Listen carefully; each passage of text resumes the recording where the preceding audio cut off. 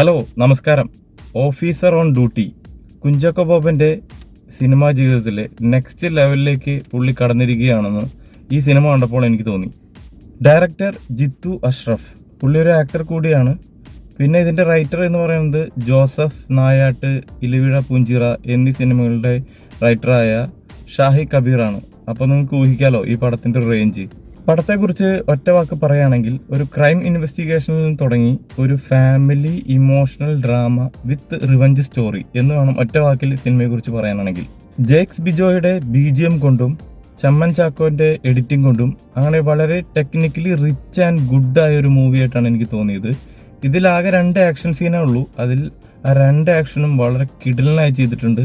അതിൽ മോർച്ചറിയിൽ ചെയ്തൊരു ഫൈറ്റ് സീൻ വളരെ അടിപൊളിയായിരുന്നു. പിന്നെ ആക്ടേഴ്സിനെ കുറിച്ച് പറയാനാണെങ്കിൽ കുഞ്ചാക്കോ ബോബൻ, ഞാൻ പറഞ്ഞല്ലോ പുള്ളിയുടെ സെക്കൻഡ് ലെവൽ ഓഫ് ആക്ടിംഗ് ആണ് ഈ സിനിമയിൽ എനിക്ക് തോന്നിയത്.